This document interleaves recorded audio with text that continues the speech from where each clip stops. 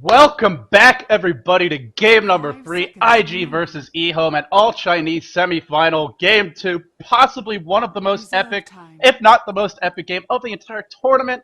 I am LD, joining me is Luminous. Together we are David and David of DotaCommentaries.com. Oh boy, I just hope I make it through this game 3. What a treat that was to cast, I'm sure to watch. Darkseer slips through, and we saw in game 1 this actually wasn't very effective. We'll have to see if it is the same case in game number 2, or game number 3. It wasn't effective because how short the game is, but I mean, Chinese games do tend to go long, and this is one of the insane hero in the long game. Not only are you getting big stats-based hero, you're getting every aura on those heroes as well. You know, games are basically aura-based. There's mech aura, there's AC, drums, you know, you're getting those for free. And that's basically insane, and of course, one of the many things that he does do well. But EHOME show you that, I mean, they could draft quote-unquote, you know, badly, well, not even badly, but disadvantaged, but they could still come out do proper play, and they made huge plays last game. And here we go, both teams, this is for all the marbles. Winner goes on, loser goes home. Nothing better than that, man. And, well, here we go. The Tinker Prophet, both available. Will EHOME opt for that? The Prophet would be very surprised if he's not picked up here. Enchantress, I'll also mention, is in the pool. We've seen IG really favors that as of late. They ban out Chen, but they leave Enchantress there. If they want to go for it, that could work out beautifully for Chuan. We saw it was pretty effective last game. It was only in the really late game, like after the 40 minutes where he started to fall off. But up until then, he was doing a great job. Also, YYF's Windrunner is available, and although they didn't win, man, did he hit a lot of two-hero shackle shots, especially in those last couple of team fights. Well, we do see the Prophet right now, and the Morphling is going to be the hero of choice. Morphling against the Darkseer. Alright, so Wall Replica or not, you know, they're going to go with Morphling nonetheless. I mean, we haven't talked about Ferrari's hero. He's been playing Tinker both solo mid today. Don't forget, he has an Invoker always waiting to be pulled out. Templar Assassin is a thing that he's very, very well known for as well, but perhaps we're not going to see in this game. It is going to be a Rubik, most likely a support, and Lone Druid banned out in the first 2 games, making appearance in game number 3.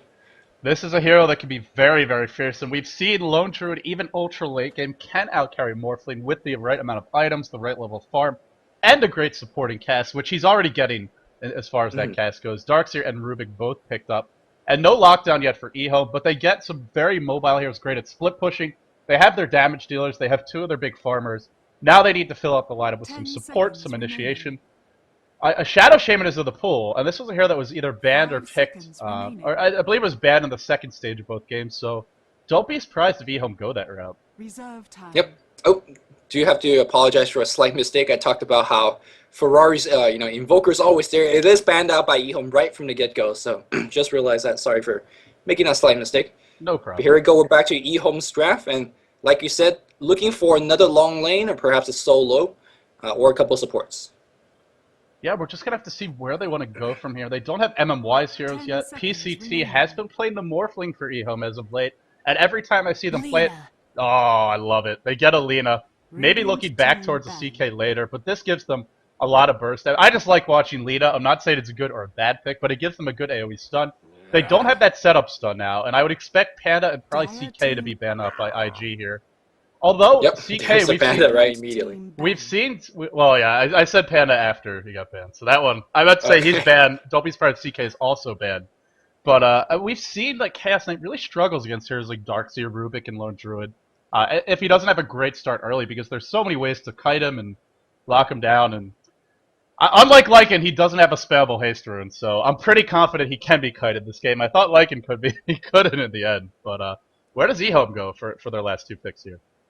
Not too sure. I mean, as much as I love Lina as a hero, I mean, what is Laguna Blade really going to do against these heroes so far? Rubik's the only one that really cares, but even that, he has no field.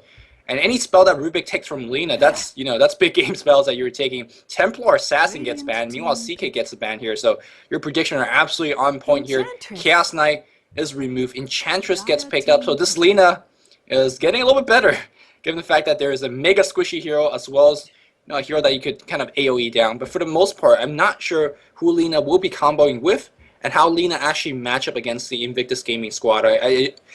Hero on hero, I just don't like that pick. Well, we'll have to see. If they want to get Sand King, they could tri-lane the Morphling lane of Sand King, and we do know that a lot of these Chinese teams like to do their tri-lanes with a lot of pulling, especially on the Dire side. So that's a big option. No, it's a Ooh. Sven! And this has to be a Old support. school. This has to be a support Sven, I believe. I guess Prophet and Lina could fill that role. It could be a farming Sven. I know you're not a big fan of support Sven. I'm not either personally, but this gives you your setup stun. Granted, on a very, very long cooldown. Support Sven literally the worst hero in the game, but I mean, we can in theory see a farming Sven here. Morphling could definitely go mid, Prophet go the long lane. So if EHOME picks up another support hero, although very, very unlikely, we can see Sven on the carry. But what is Sven actually going to do here? I have no freaking clue. And Shadow Demon gets picked up. That is the ultimate Sven counter in a sense. I have no clue why Sven is picked up. You know, I talked about how other melee heroes can be kited and sort of locked down. There's an Entangle, there's a Rubik's ability to throw him up in the air, Disruption, Purge, Slow from Enchantress, Surge from Darkseer. He's just here for the stun. I just don't see him accomplishing anything beyond that. And that's a lot to invest in one support hero who is a melee hero. It's an AoE stun, but again, on a long cooldown. And Visage, so they're going to run a tri-lane. The 2010 EHOME, 2010 EHOME, King J on the Visage. We were going to say that explosive killing tri-lane. I was going to say, wouldn't Earthshaker be better in that case? I still think Earthshaker might be a little bit better on a tri-lane like this, but so much lockdown. EHOME is bringing something new, and this might be what QQQ was talking about. If you guys didn't join the broadcast today, right in the beginning, QQQ said, we have some strats prepared for TI2, but we're going to be pulling it out against IG today, and this might just be it. Wow. Perhaps not the four-man push on bot, but this is something we have not seen, at least successfully, in the past weeks or so. It's looking to be a tri-lane. That's pretty much the only time you'd ever see a team pick Visage, especially when you already have heroes like Lina and Sven who are so good together. If they want to run a tri-lane, which we're guessing will be the case, Prophet is the perfect hero to have. Get a quick level 6, have your ultimate available to give some extra burst damage. If you win a fight, you can easily push down the tower. And he's just so versatile, that free +1. He's very happy about this tri-lane, Atria is, and I'm with him. I'm excited for this. Let's introduce the players without any further ado. MMY going to be playing that. Lina, King J on the Visage has the Rain of Protection picked up. Going for a quick Basilius. PCT on the Morphling. Not going for that build we've seen. He's got a lot of regen this time. Expecting some harassment, not pulled any extra consumables. It looks like he purchased everything himself. QQQ on the Sven. And finally it is Lamb. Is he going mid? He's got 350 gold in the bank, maybe saving for Sentry Wards, maybe planning to go mid and get a bottle. We have seen this from Zhou of Complexity, getting that bottle mid as Prophet, and then using TP to control the runes. Interesting stuff from EHOME, and we haven't even had a fight yet. And of course, I assume he's going to be going mid. Morphling's build can be a mid build, but if you're going mid, you're generally saving for the quick bottle. So we're generally going to see a Morphling up top. We haven't seen Prophet mid for a long time, but I think he's great for in the mid lane, simply because he could TP, and sometimes you don't have to even TP back to the mid tower. You could just walk back, check the runes while you're at it. But the question for me is on the bot lane, will EHOME be able to dominate this tri lane against the Shadow Demon? All Faith literally has to do is stay bad. See stun coming, disrupt on Zhou. That's it. But even so, right, there's still Soul Assumption to follow up. It's still a very, very dangerous tri lane to actually fight up against. Let's introduce the IG squad players. IG Faith on that Shadow Demon. Zhou, and we're playing one of his signature hero, Lone Druid. We'll have Tron playing a jungler for 3 games in a row. Gonna be playing the Enchantress. Ferrari 430 handling the Rubik solo mid. And YYF hitting a lot of Shaco today, but now gonna be playing Darkseer, another very OP hero. Yeah, we're going to see Darkseer up top, laning up against PCT with a double damage rune picked up. This is going to be a lot of free last hits for him. And bottom lane, like we've been talking about, is the tri-lane. The camp warded off, crucial to do that. There will be no pulling on this lane for IG. The only goal, like you said, is for Shadow Demon not to die and for him to stay very far back. I love this from Faith. Placing the Sentry Ward here. Can see some common wards that block the full camp. And it also can see if there's a lane ward. That's the big thing up against the tri-lane. You do not want them having vision behind your tower. You do not want them getting those easy kills. They might get them, but IG is going to make them work.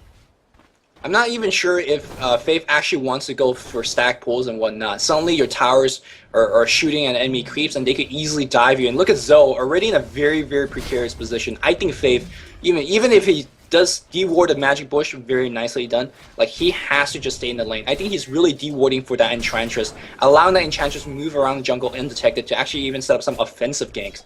So he's mostly going to stay in the lane.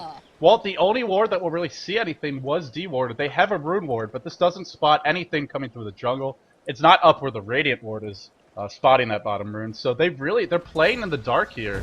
And when you run a tri-lane, you want to have vision, especially against that defensive jungler, like you mentioned. So far, they're not finding kills, and the longer this goes, the better it is for IG. EHOME, who are they actually giving the farm to here? It looks like it is the Visage, or maybe QQQ. And nobody's getting farm farm. Yeah, they have 0 creeps. They can't last it for whatever reason. And Lone Druid, I mean, he's got 3 by himself against a tri-lane, a 4 now. Looks like King J is going to be waiting for the 2-minute rune sees nothing. It is going to be on top. I do not want to take my eyes away. Disruption already used. There's one stun on Faith. They're actually going to turn this around. The stun does hit on Faith as well. The right click's not following through. King J taking some big damage. So will QQQ.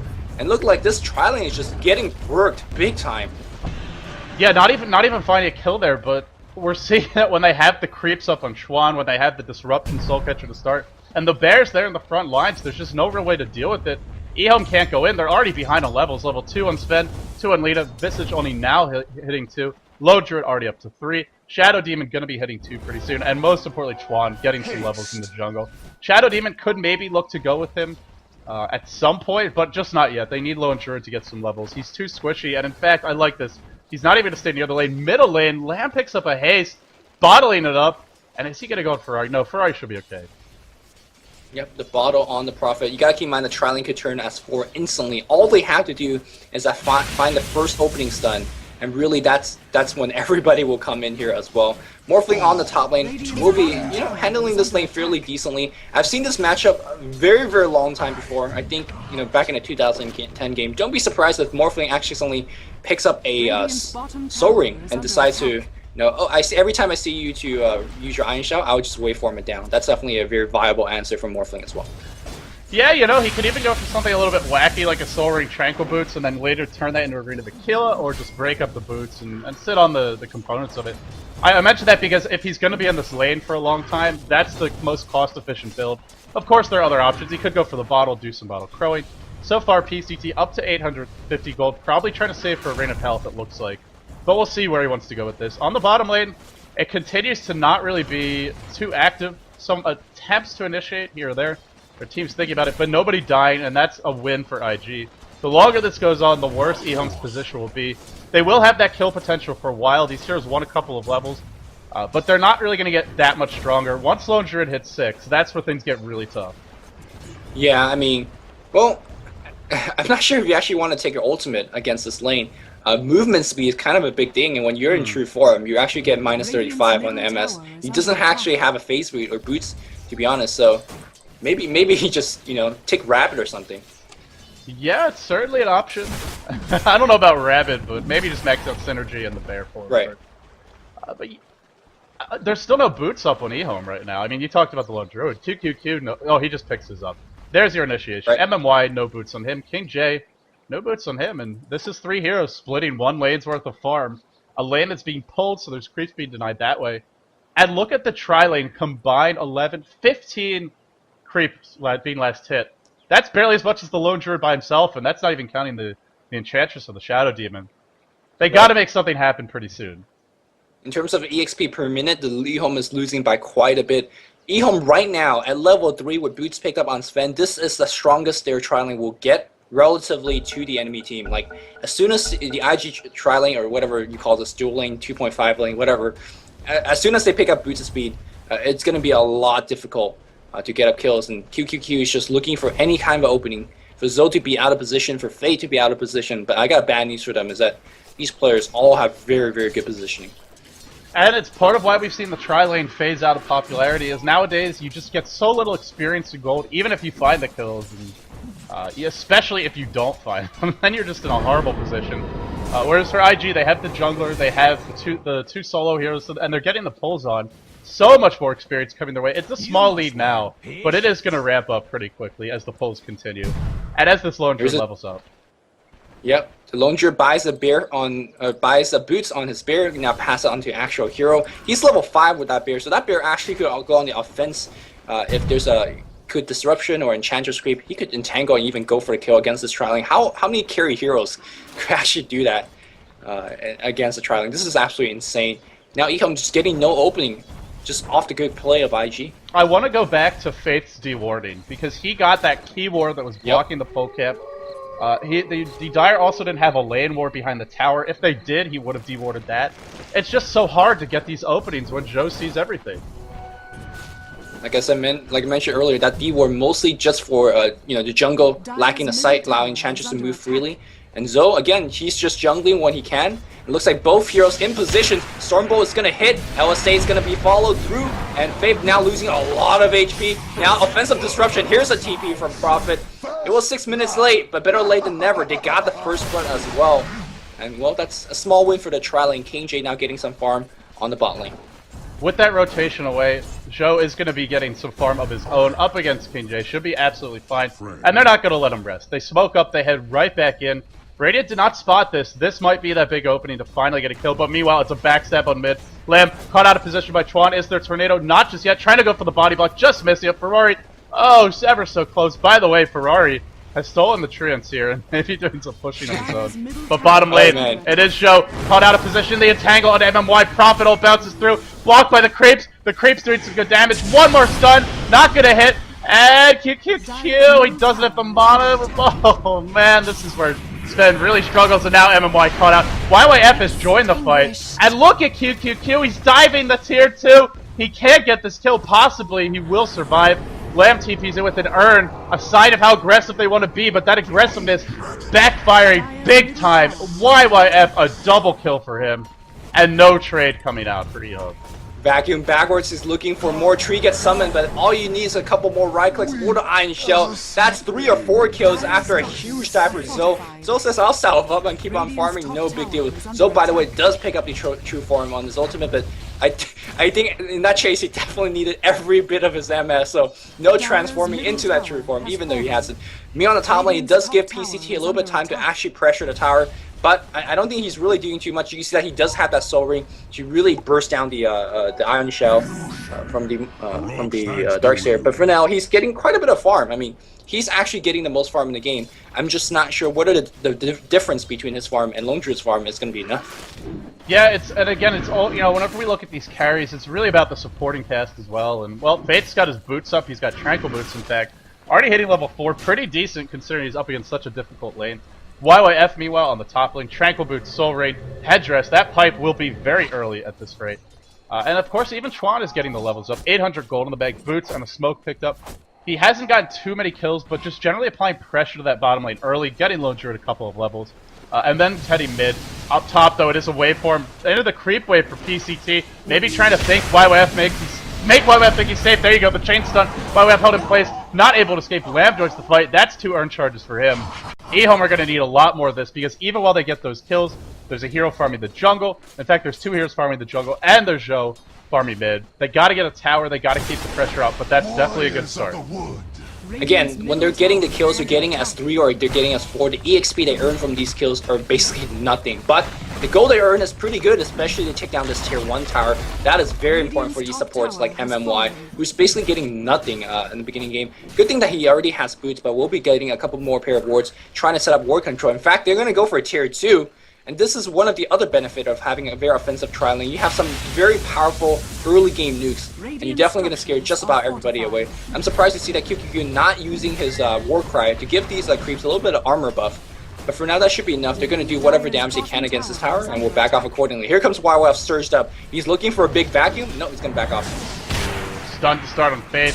Light Trigger to follow. They don't have any of their big nukes. Look at the Ion Shell. That was like 2 seconds. Ferrari has stolen waveform. Surge forward, 2 more right clicks. Actually, 1 will do the trick. Light Strike Ray hitting again. Great Light Strike Rays from MMY, but just not enough. The Selena just doesn't have the burst damage, and there's some burst. Soul Catcher, waveform. Ferrari even gets to the low ground. Maximum efficiency once the haste rune, but Lamb's going to get it. And meanwhile, this bot lane, King J entangled, held in place, will go down. The haste rune picked up by Lamb, at least denying that to Ferrari, so that's something. But 6-2, you run the tri lane to get early kills, to get early towers. They're not getting anything along those lines. Yeah, they're getting individual ganks, which is, I mean, you can get that with any kind of hero. And now IG Zhou pressure on the tower big time. And this is not looking too good for the Radiant side. Well, if this is that pocket strat, that secret TI2 strat that EHOME was hinting about, maybe they were trolling us. It doesn't seem to be working out now. What can they do at this point to try and get back into this game? Because normally when you're on a tri lane, if you don't get those kills, you're kind of screwed. That was not a really. It really wasn't a pushing tri lane. It's a killing tri lane. But is there anything they can do at this point?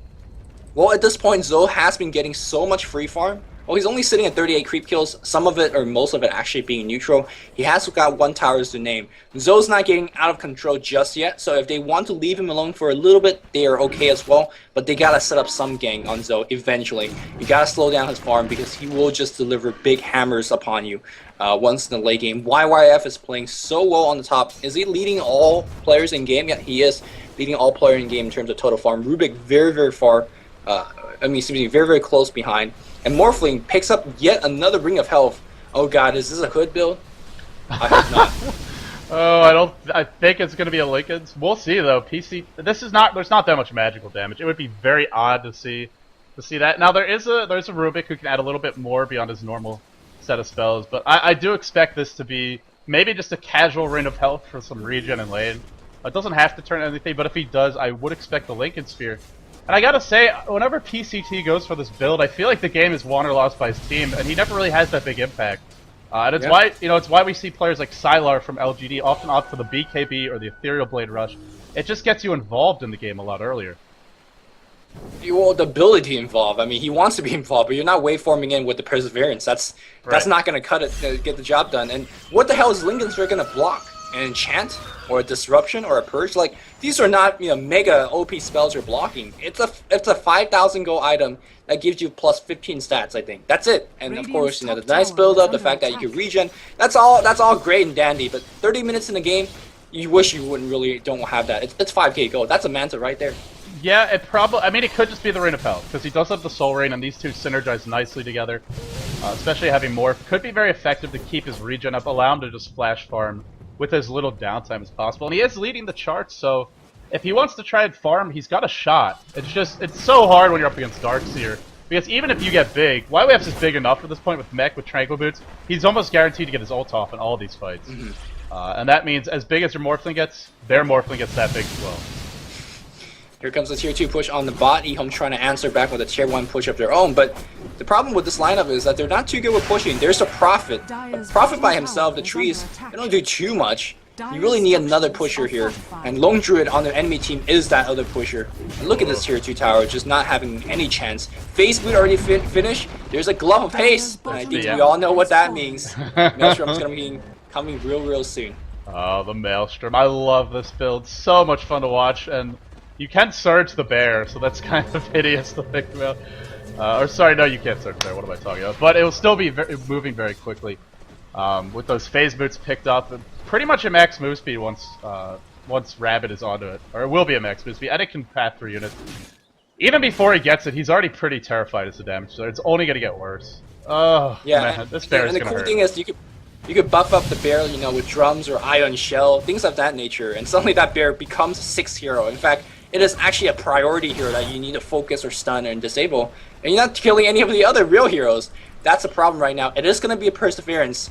So to my horror, at least, it is coming alive. And your thoughts? It just feels to me like PCT has a certain style of playing Morphling, and he's very reluctant to adapt it to the game situation, because he always seems to go for these farming-oriented builds. I've seen him go Linken's a few times, and it's great some games if the team doesn't need you, but they need him this game. IG is pressuring lanes as 4 or even 5. It's also not going to give you damage, so if you're just trying to be a big late game threat, you get Linken Sphere to get your next 2 items safer and quicker. Minimize your downtime. It gives you the spell block, but really if you want that resistance, get a BKB. So, I don't know, we'll see how it works out. You can't really doubt PCT. He's had some great games today, but it doesn't feel like the right item choice right now. IG fully smoked up right now, looking for a couple of ganks, and the enemy team does smoke up. And I gotta say, EHOME smokes ganks are a little bit scarier because they definitely could burst down hero in a matter of seconds. Looks like they're trying to join Zhou on the mid lane or waiting for someone. Oh, this backstab is gonna be absolutely ugly. Smoke gets revealed, King J and Enchantress gets revealed, and everybody now going up top. Ferrari's gonna pick up King J on top. Here we go, Stormbolt is gonna hit on everybody. Vacuum, Wall, LSA, Laguna on YYF. YY gets mech'd up. He survives long enough for pop that mech. QQQ does go down, and now Lamb on full retreat. There's a spell being stolen. It is a Sprout! Oh no, Sprouting against the Prophet. He's gonna try to TP out. He will make a good response here, and that's gonna be it. Only Sven dropping here. EHOME getting a little bit of farming exchange on the mid lane by PCT. Didn't have to join that fight. For the most part, not a decisive win for any team. Of course, EHOME losing heroes, not too good for them. And again, where's PCT in these fights? Although I will say, even if he shows up, I don't think it matters there. Maybe the wave catches one of the supports and kills them off, but YYF is just so big at this point. You said EHOME's initiation was scary, and I would normally agree with you, but he's already got a mech. He's already got a cloak, so you can't burst him down, and then there's Shadow Demon. The defensive capabilities on this team are absolutely immense. Plus, don't forget about Lone Druid being so tanky. And even Chuan, he's gone for that raw HP build. The Urn of Shadows picked up the power treads as well, and the heal. This is a team built around getting quick kills, assassinating enemy heroes. And really, can they even do it? It's got to be perfect play. I really think they need Ethereal Blade to really get those kills, and they're not going for one. Yep, they are not going for one, and they don't have to go to get one should they want to get one. That's the issue here, and looks like we do have PCT gonna probably morph out. Oh, he's picked up in the air. Oh, he's got the straightforward. Barely on the last second of that replicate morphing back out. And here's where the perseverance is really, really nice, where you are using your flash farming with your waveform, and you're trying to never go back to base. That's the cool thing about it. He really never will have to go back to base unless he drops exceedingly low, but chances of that pretty small. So he's able to farm well, and that means he can also push these lanes out, which is a bit of a concern up against Darkseer, as well as Lone Druid. Pretty strong pushers. Even Rubik isn't half bad. Of course, Chuan on the enchantment. It helps them with their lane control, their map presence to some degree. Still, I just think if you're IG, especially with this Maelstrom build, you can just go fight now. You don't really need to wait for anything. And even if they don't get a Rex, they're going to get the tier 2s. What can Morphlin really contribute here? Doesn't look like he's even going to try. He's just pushing top. That's exactly what they're doing right now, contributing into a fight. Look at that Lone Druid with the Iron Shell, giving that purple dress on that bear, just working on tower. The attack speed not nearly impressive right now, but that's before Rapid really takes over, and of course before he picks up a So Curious on that bear. But for now, tier 2 goes down without any kind of struggle. Yeah, they're not stopping. They don't have to. They definitely go up on the high ground. They might not be able to get Rex, but maybe they will. I thought they would try and force some TPs back, but they do in the end, I believe. No, sorry, that was a Radiant TP. Zhou goes down to the top lane, and he'll continue to farm. So normally at this point, we see something like a Hyperstone. I know Ali likes to get an extra Glove of Haste so he doesn't turn into anything on his bear, just to use all those inventory slots as efficiently as possible. Gloves of Haste is actually quite cost efficient. It's just not very space efficient, so we'll see if he wants to do that. But either way, the next big item probably going to be a Hyperstone, and then either a Salcuras or the Mealder from there. We've seen both builds be very effective. So whatever you want to do, this Lone Druid will be chasing and hitting quite hard. I love what Zhou's doing right now with the inventory slot. We're freaking 19 minutes in the game, keeping a tango on his hero, of course, for the Sprout. He's sending his bear back to heal.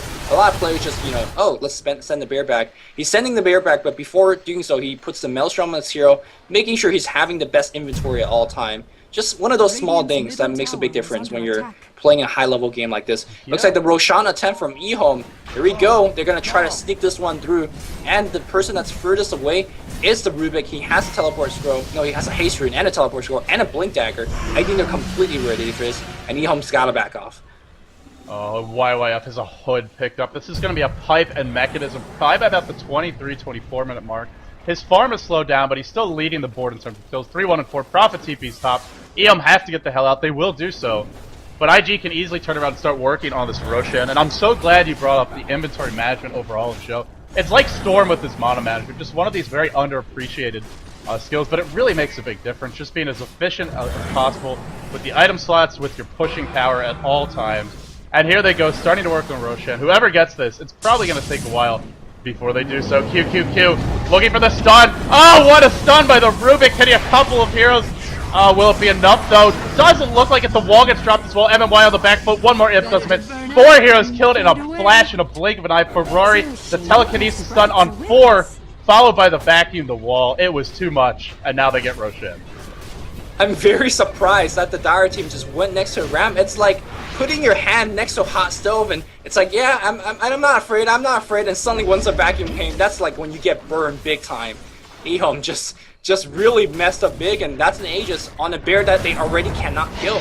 Or maybe even in Darkseer. Now they're gonna give it on Lone Druid, because who am I kidding? Darkseer's not going there. You know, I really would have yelped with excitement at Ferrari hitting that stun there, but I just didn't expect him to do so. Like, you don't expect to see 3-4 heroes stunned by telekinesis, and you're completely right. That's the problem playing against Darkseer, and it's one of the main reasons why a lot of teams ban him, is whenever it comes down to Roshan engagement, it's just so easy for him to get the setup. It certainly doesn't help when Ferrari hits a 3-man telekinesis stun. But it's pretty hard anyway, even if he doesn't. Man, you know, earlier we were talking about this might be a TI2 strat, but pretty lucky for EHOME, because if they ran this on TI2, well, that's one loss. Losses at TI2 means a lot more there than here. Right. Even though this is, you know, a last match of the semifinals, so this is not TI2. Yeah, of course not. It is practice in the end more than anything else for these teams.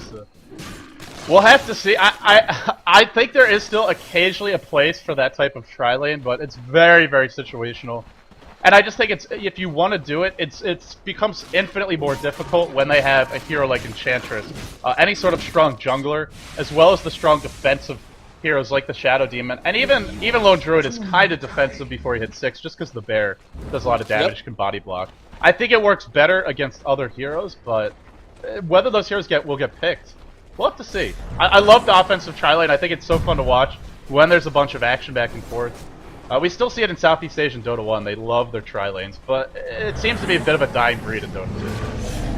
I mean, against other heroes and other teams, I feel in particular, if you play this kind of lineup against a very offensive team like a Dare and a Mouseport, you have a lot more opening to get those kills. Not against IG. The positioning is always too good. Here we go. The bear gets killed once, and the resummon is happening, well, just a bit. Zhou losing the cooldown on this bear. So, I actually feel EHOME could defend this next push. All they gotta do is kill the bear one more time, and they should be good. Well, you say that, but YYF has a mech and a pipe. Meanwhile, I don't think EHOME has either.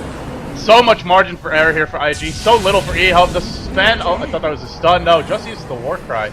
At IG, you talk about the patience. Look at the patience here, not forcing anything, just waiting for that opening. Ferrari crouching in the bushes here on the low ground. I hear a waveform, but that is just Morphling farming bottom lane, trying to push it out. Ferrari, so patient. Here we go. Stun onto the bear. The blink in the wall. Perfect blow on everyone. Lamb will go down instantly. Double kill off the bat for the team. The buyback available. It will be used. And now PCT with the Lincoln Sphere. What is he really going to accomplish with this? So far, nothing. Maybe he'll find an opening. The stun onto Ferrari. Who doesn't care? 4 steps to the low ground. The blink available if he wants to go back in. The Rex. The tower will be breached. The vacuum into the wall again. That wall doing double the damage in this fight. Oh, buddy, that is not good. QQQ now taking some big damage and tangled up. He'll take a fall. And now IG, the very, very quick GG. IG looking so solid in this game number 3. Solid is, well, that's one way to call it. This is more or less a huge stomp, and EHOME definitely did not put their best game. I was a little bit disappointed, but I don't want to take anything away from IG. IG Zhou on the bot lane, you played 5-6 minutes, outlasted the entire tri-lane with his Spirit Bear micro. That's how good this man is, and I think, again, this tri-lane would have worked against a lot of other teams, just not against IG. Yeah, and especially not with these hero picks. Having Shadow Demon, I mean, the only hero that might be better than him in that situation is Earthshaker. But right. Shadow Demon just so powerful defensively, really negates your ability to dive, and plus having the jungler. Well, EHOME, give them credit. They try something different. They go a little bit, not out of their comfort zone, but away from what they've been doing as of late in Dota 2. Unfortunately, today is not the day for the offensive tri-lane to be revived. The EHOME of 2010 still one for the history books, at least with this strategy. 18-2 your final score. IG will be our Chinese team in the grand finals. They will face either CLG or EG. I believe we have no more matches this week until Saturday. That's when we'll have CLG face off against EG for our other semifinal, followed immediately thereafter by the grand finals, which will be IG against one of those teams. No matter what, Lumi, we get East versus West. And that's going to do it for today's broadcast, guys. So thank you all very much for tuning in. We hope to see you all on Saturday. You can, if that does change for any reason, if it's rescheduled, the place to go, facebook.com/BeyondTheSummit TV. You can find updates there. We also have a Twitter account, which I believe is twitter.com/beyondthesummit. But most importantly, go to dotacommentaries.com, click on World Tour. That's where you'll find your VOD links, your schedule, your brackets, and all the previous matches that have been played. You can check any of those out. Again, the in-game ticket's still available, $3.99 for that one, so definitely consider picking it up. If you want to catch any of these games with commentary in the client, you can control the camera yourself or use ours, whatever you prefer. Finally, I will say for the VODs for this series, I believe they will be going up on my channel, youtube.com/LDdota. But again, the best place to find all those links will be on dotacommentaries.com. Until next time, this is LD and Luminous signing off. We'll see you guys all on Saturday for the epic conclusion, I hope, of Beyond the Summit's World Tour. Have a great day, guys.